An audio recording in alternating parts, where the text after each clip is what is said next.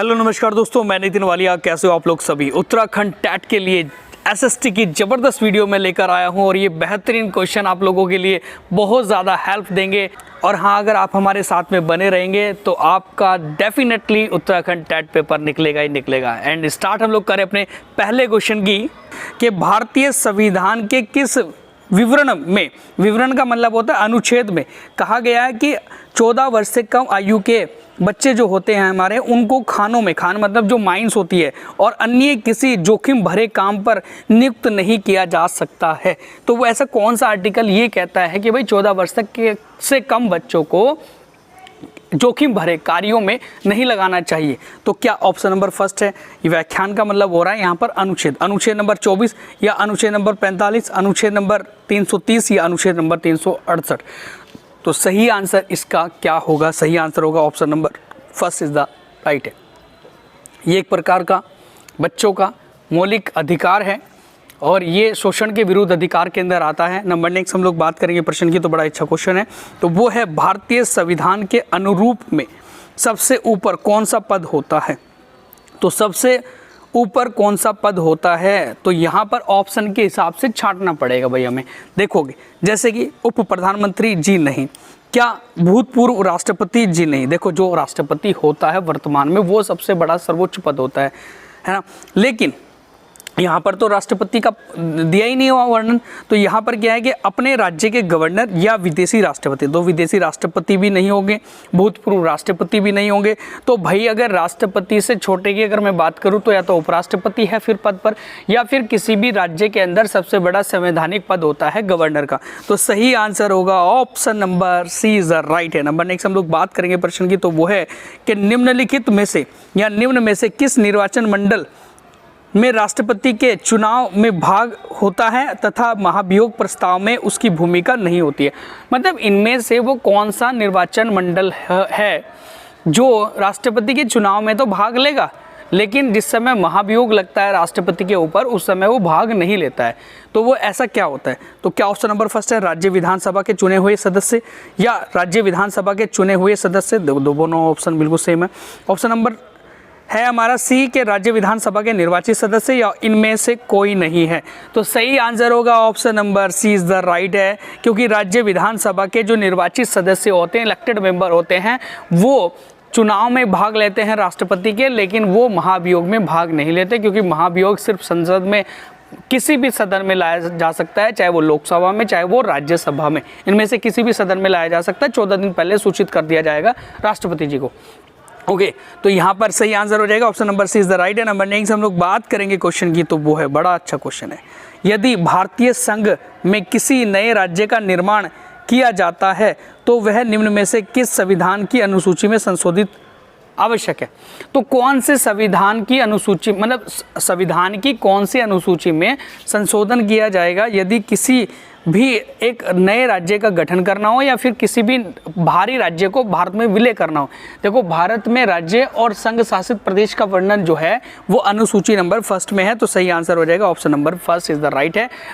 हमारी जो अनुसूची है फिलहाल वर्तमान में वो 12 अनुसूची है और 8 अनुसूची मूल अनुसूचियाँ थी, इसमें से 4 अनुसूची बाद में संशोधित करके जोड़ी गई है। और जो पहली अनुसूची थी उसी के अंदर भारत के 28 राज्य हैं और 8 केंद्र शासित प्रदेश है वर्तमान के अंदर। नंबर नेक्स्ट हम लोग बात करेंगे प्रश्न की, तो वो है हमारा कि कानून के समान संरक्षण का कार्य किसके, कि कानून के समान संरक्षण का कार्य है कि क्या है? जैसे कि हम लोग बात करें कि सभी कानून सामान्य प्रकार के होने चाहिए, या ऑप्शन नंबर बी है कि सभी समान विधान का सार्वत्रिक पालन होना चाहिए, या ऑप्शन नंबर सी है कि समान विचारधारा में सभी लोगों के साथ कानून का व्यवहार एक समान होना चाहिए। तो ये बिल्कुल सही हो जाएगा answer, option number C is the right है। क्योंकि समान विचारधारा में मतलब जो भी विचारधारा आज वर्तमान में चल रही है, समान विचारधारा है, कोई गलत व्यवहार नहीं कर रहा है, समान विचारधारा है, तो उनमें सभी लोगों के साथ कानून का व्यवहार एक समान होना चाहिए। ये इसका बिल्कुल सही आंसर हो जाएगा। नंबर नेक्स्ट हम लोग आगे का बात करेंगे क्वेश्चन की, तो वो है कि राज्य मानवाधिकार आयोग के सदस्य को हटाया जा सकता है केवल किसके द्वारा हटाया जा सकता है? राज्य मानवाधिकार, स्टेट ह्यूमन राइट्स कमीशन के मेंबर्स को। तो इसका सही आंसर क्या होगा? ऑप्शन नंबर फर्स्ट इसका बिल्कुल सही है, भारत के राष्ट्रपति के द्वारा हटाए जाते हैं। ओके, अगला प्रश्न हम लोग देखेंगे ज़रा, तो वो है कि राज्यसभा जो हमारी एक उच्च सदन होता है पार्लियामेंट का, तो राज्यसभा के लिए उत्तराखंड राज्य से कितने सदस्य हैं? तो उत्तराखंड राज्य से कितने सदस्य हैं राज्यसभा के अंदर? क्योंकि राज्यसभा में विधानसभा से जो सदस्य होते हैं वो निकल कर जाते हैं। तो आपको पता होना चाहिए कि राज्यसभा में सबसे ज़्यादा सीटें तो वैसे उत्तर प्रदेश की 31 सीटें, लेकिन यहाँ पर उत्तराखंड की सीटें पूछी गई, तो सही आंसर हो जाएगा option number B is the right है। 3 सीटें केवल 3 सीटें यहाँ पर क्या है वो राज्यसभा की हैं, और विधानसभा की उत्तराखंड के अंदर सीटों की संख्या है 70, ठीक है। और राज्यसभा में कुल सीटें जो हैं पूरे भारत से, वो कुल सीटें की अगर मैं बात करूँ टोटल की, वो 250 है, लेकिन वर्तमान में 245 सीटें फुलफिल हैं राज्यसभा के अंदर। अगला प्रश्न हम लोग देखेंगे ज़रा, बड़ा ही अच्छा प्रश्न है कि यदि राज्यपाल एक से अधिक राज्य में राज्यपाल के रूप में कार्यरत हैं तो क्या होगा? तो उनको सैलरी वगैरह क्या होगी, उनके एक राइट्स क्या होंगे? तो यहाँ पर ऑप्शन है कि उसे वेतन उसके मुख्यालय के आधार पर राज्य द्वारा प्रदान किया जाएगा। ऑप्शन नंबर बी है कि केंद्र सरकार द्वारा उन्हें वेतन प्रदान किया जाएगा। ऑप्शन नंबर सी है कि उसे उसके वेतन से औसत वेतन का गुना दिया जाएगा, या ऑप्शन नंबर डी है कि सरकार द्वारा समानुपातिक रूप से वेतन प्रदान किया जाएगा। तो ध्यान रखेंगे, इसका सही आंसर हो जाएगा option number D is the right है कि सरकार के द्वारा समानुपातिक रूप से वेतन प्रदान किया जाएगा। कैसे? अगर वो एक स्टेट के हैं तो भाई उनको सैलरी उन स्टेट की मिलेगी, लेकिन अतिरिक्त कार्यभार अगर किसी गवर्नर के पास है किसी स्टेट का, तो उसको उसी हिसाब से उसके जो दूसरे स्टेट की जो गवर्नर की सैलरी थी वही उसको मिलेगी, ठीक है। तो वहाँ पर उसको दो सैलरी मिल जाएगी, 2 स्टेट के गवर्नर के रूप में सैलरी मिल जाएगी उसको। जैसे कि अगर बात की जाती है वर्तमान में कितनी सैलरी है राज्यपाल की, तो 3.5 लाख रुपए प्रति माह राज्यपाल की सैलरी है, जो 3rd नंबर पे सबसे ज़्यादा सैलरी है, क्योंकि पहले नंबर पे राष्ट्रपति की है 5 लाख, फिर दूसरे नंबर पे 4 लाख उपराष्ट्रपति की है, और 3.5 लाख होती हैं राज्यपाल की। तो ये इसका सही आंसर हो जाएगा ऑप्शन नंबर डी इस क्वेश्चन के अनुसार। नंबर नेक्स्ट हम लोग बात करेंगे प्रश्न की, तो वो है कि यदि दोनों सदनों के मध्य आम बोलचाल की स्थिति उत्पन्न हो जाती है तो इसका समाधान किया जा सकता है कैसे? देखो भाई, अभी राज्यसभा और लोकसभा के बीच में मतभेद हो जाता है कभी कभी किसी बिल को लेकर, किसी एक अधिनियम को लेकर। तो इसीलिए यहाँ पर जब इनमें मतभेद होता है तो उसका समाधान कैसे किया जा सकता है? तो इसका सही आंसर होगा ऑप्शन नंबर सी बिल्कुल सही है कि दोनों सदनों की संयुक्त बैठक आयोजित करके, दोनों सदनों की संयुक्त बैठक आयोजित की जाएगी। देखो भाई, क्यों की जाएगी?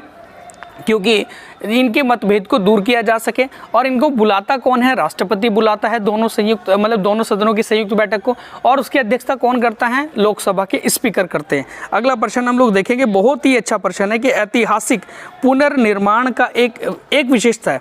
ऐतिहासिक पुनर्निर्माण एक विशेषता है किसकी? तो क्या वो संसदीय सरकार की है, क्या राष्ट्रपति सरकार की है, या एकात्मक सरकार की है, या फिर संघीय सरकार की है? तो सही आंसर हो जाएगा ऑप्शन नंबर डी इसका बिल्कुल सही है। संघीय सरकार जैसे भारत है तो संघीय सरकार की एक हमारी विशेषता होती है ऐतिहासिक पुनर्निर्माण। नंबर नेक्स्ट हम लोग बात करेंगे क्वेश्चन की, तो वो है कि भारत में सार्वभौमिक वयस्क मताधिकार निर्धारित किया गया था।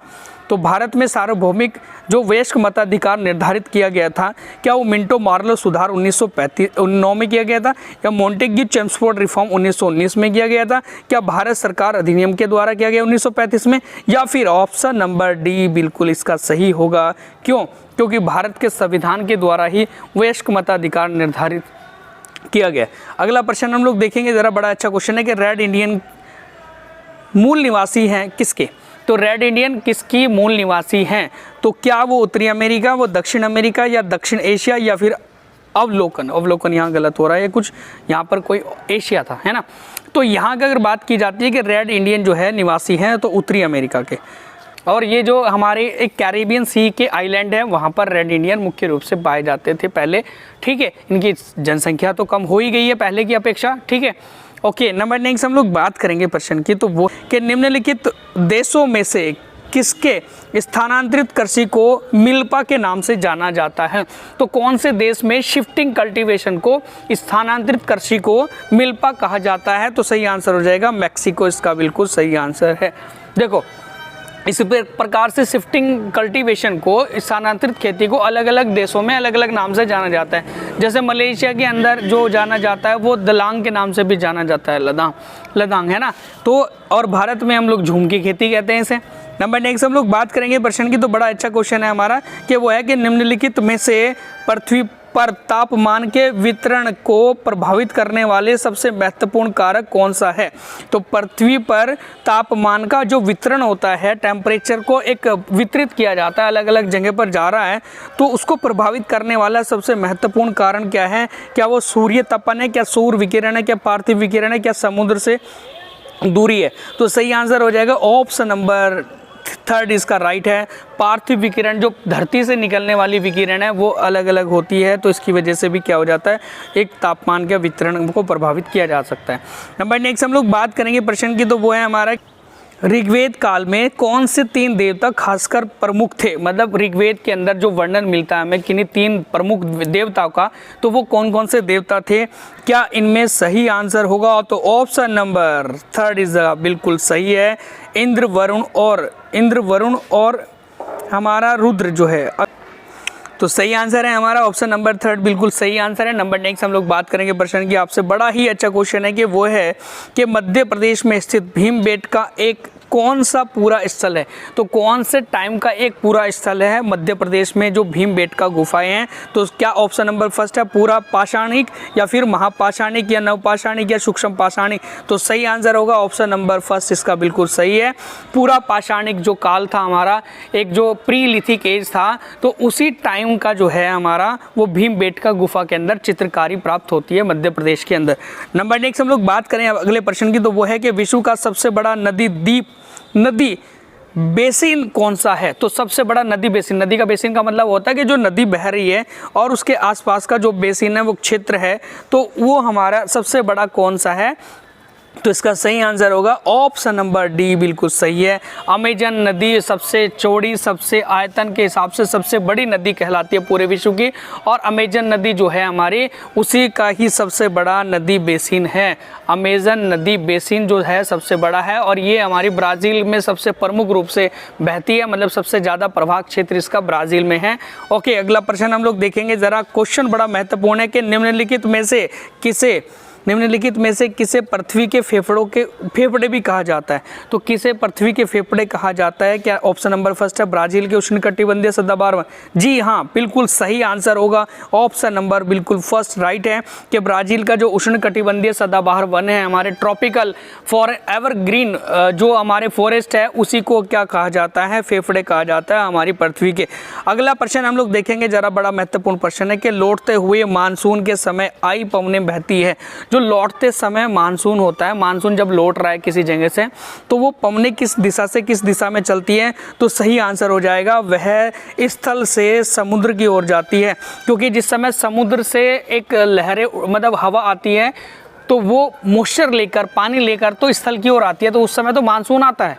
लेकिन जिस समय मानसून लौटता है तो उस समय वो स्थल वाले भाग से, मिट्टी वाले भाग से पानी की ओर जाता है, समुद्र की ओर जाता है।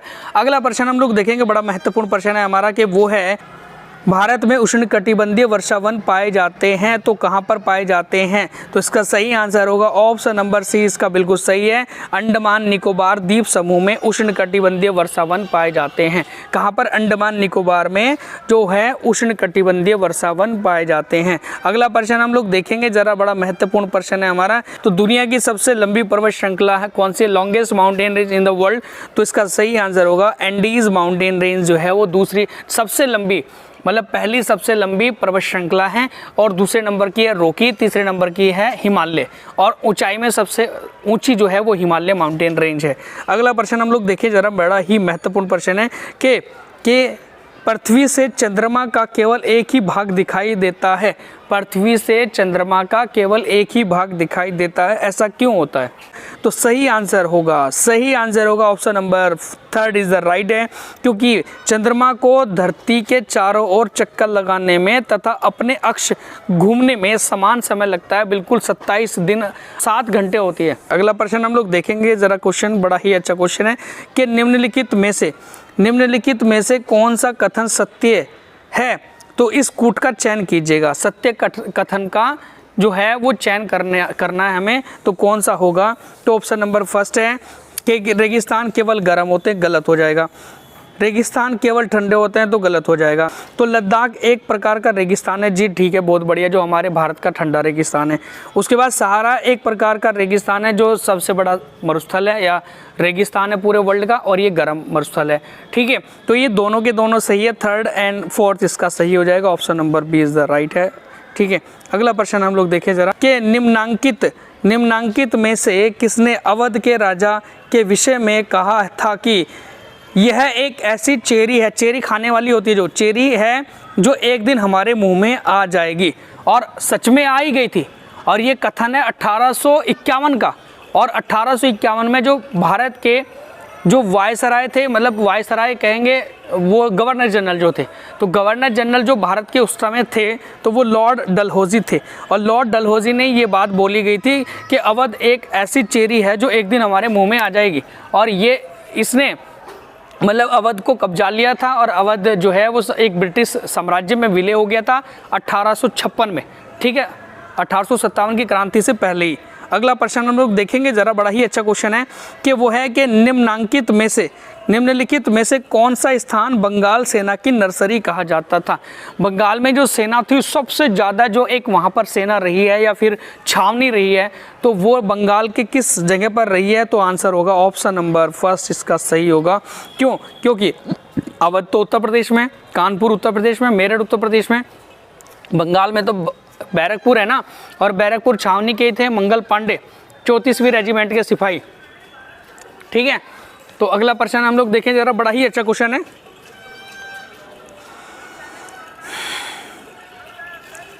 निम्नांकित में से किस वर्ष राजधानी कोलकाता से दिल्ली स्थानांतरित की गई थी?